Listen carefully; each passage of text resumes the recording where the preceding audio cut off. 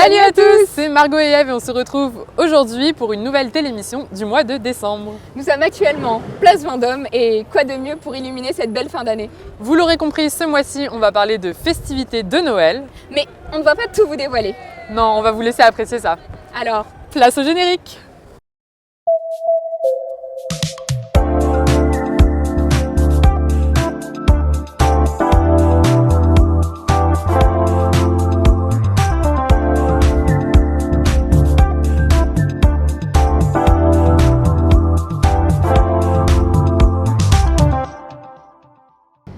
et toi Noël, ça te fait penser à quoi? Oh mais foie gras, chapon, saumon, bûche. Alors, je t'arrête truffe en tout de chocolat. suite, Eve. On reste avec des budgets étudiants. Ouais, c'est vrai. Mais si tu veux, on pourrait lancer le défi à nos équipes. Ok, préparez un repas de Noël avec un budget étudiant. À vos fourneaux.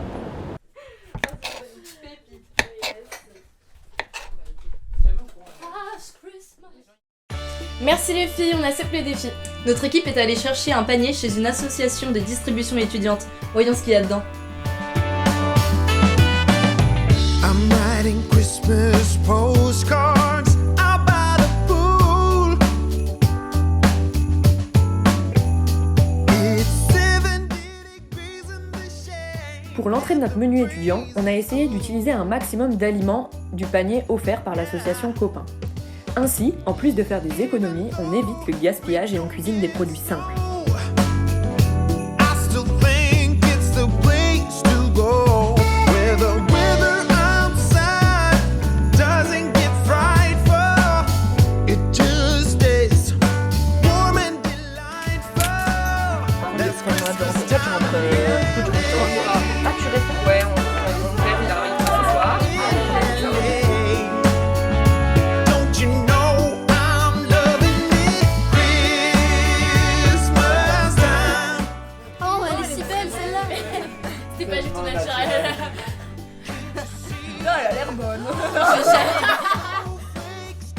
Après avoir cuit les pommes de terre et épluché les carottes, formez des boudins de purée de la taille d'un pouce. Roulez-les dans la farine, puis trempez-les dans l'œuf et dans la panure. Faites-les cuire dans un fond d'huile dans une poêle, environ 3 minutes jusqu'à ce que les croquettes soient dorées.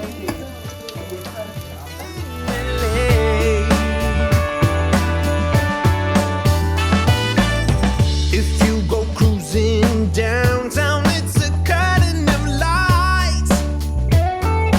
Pour le plat, on a utilisé les tagliatelles et les oignons qui étaient dans le panier Copain. On a ajouté à ça du poulet, de la crème, des champignons et des épices qui étaient dans le fond de nos tiroirs. Now who said Christmas must be white? I don't think Surtout, attention à vos doigts en cuisinant et à ne pas vous brûler. the weather outside doesn't get frightful. It just stays warm and delightful. It's Christmas time in LA. In LA. Don't you know I'm loving it? Christmas time in LA. Ooh, the pumping out snowflakes and at the ground. Ok, impossible de faire. Après avoir rincé tous les aliments, on a fait cuire le poulet et les oignons. On a assaisonné à notre goût et on a servi avec les pâtes et les champignons en faisant une belle présentation.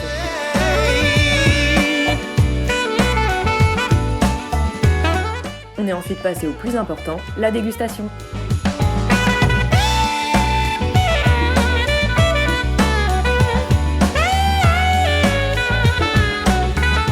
Pour terminer le repas sur une touche sucrée, on a fait des pancakes pomme cannelle, ce qui nous a permis d'utiliser la quasi-totalité des produits présents dans le panier Copain. It's Christmas time in LA. Don't you know? Découpez les pommes en fines lamelles et les faire fondre dans une casserole avec une grosse noix de beurre, de la cannelle et du sucre. Arrêtez la cuisson une fois qu'elles sont molles et placez les pommes sur les pancakes. Voilà le dessert enfin terminé. Verdict? Oh là là. C'est bon? C'est archi bon. Les pommes elles sont trop bonnes. Waouh. On vous laisse reproduire ce type de repas étudiant dès 2022, avec comme résolution d'éviter le gaspillage.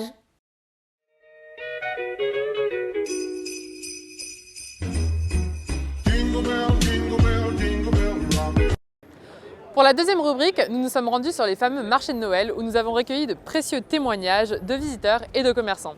Alors on retrouve tout de suite notre équipe sur place.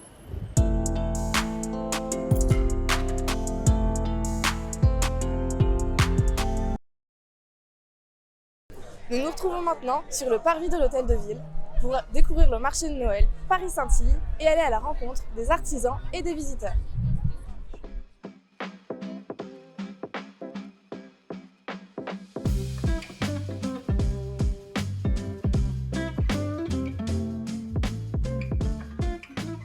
Bonjour, bienvenue au marché de Noël de l'Hôtel de Ville. Moi je me présente, je suis Alison, je suis savonnière dans le 14e. Sous les stands, vous retrouvez que de l'artisanat parisien. On a tous obtenu le label. Donc là ici, ça va être le miel de Paris, des ruches de l'Observatoire Port-Royal. Vous retrouvez les souvenirs parisiens de l'atelier Pateau. Voilà, son objectif c'est de remplacer tous les souvenirs qui viennent de loin par de l'ultra local. Et du coup, les savons de la savonnerie Baba.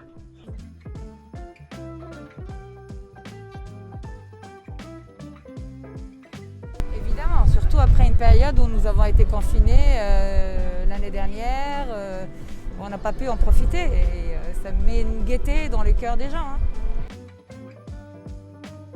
Il est petit, familial, intime, on peut encore circuler.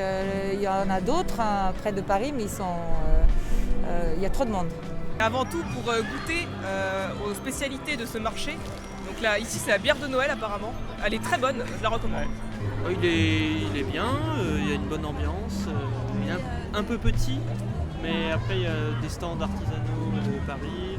C'est le 3e qu'on fait déjà, il fallait qu'on essaye tous les autres marchés, quoi. On a goûté un petit peu à chaque fois entre les gaufres et les bretzels, les vins chauds, le cidre chaud, voilà. Les trucs à la saucisse. les gaufres. Les galettes saucisses au marché du printemps. Ah, excellent. galettes saucisses, ouais. Très bon, très bon. le stand alsacien avec les bretzels, Le manège. Le manège, j'étais bien. Vous l'avez pas? Oui. Celui-là, il y a des gaufres et des bières de Noël Oh non, on incroyables. a fait une photo avec le Père Noël Oui, aussi. il y a le Père Noël, une photo Noël, gratuite avec le Père Noël. Ah bah, il est plus là. Il n'est plus là, mais il On a fait était une sympa. belle photo avec le Un Père peu Noël. fatigué, mais sympathique.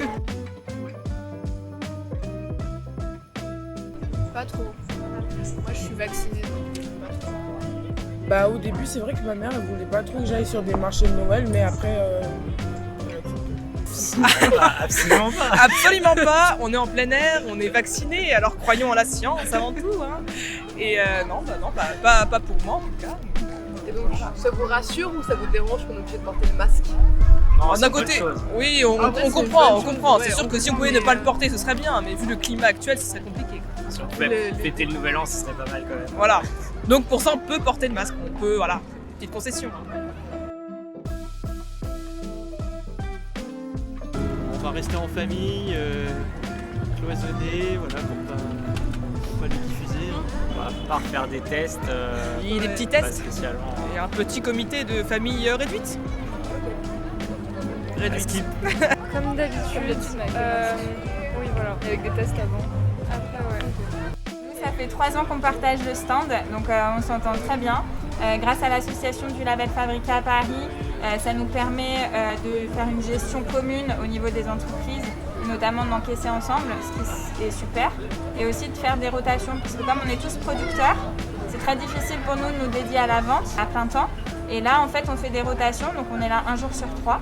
Donc ça nous permet d'être disponible pour nos clients, et en même temps, ça ne nous pénalise pas sur la production. Donc voilà, on est très contents.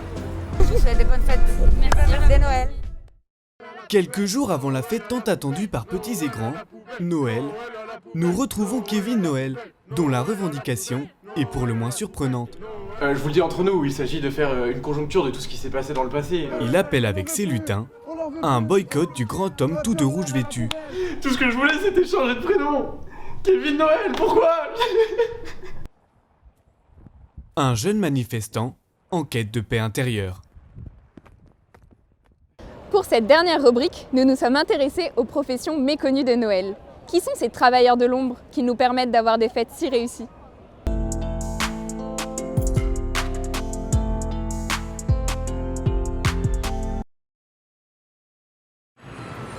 Lorsque Noël approche, on voit ces illuminations dans les avenues parisiennes participer à la féerie des fêtes de fin d'année.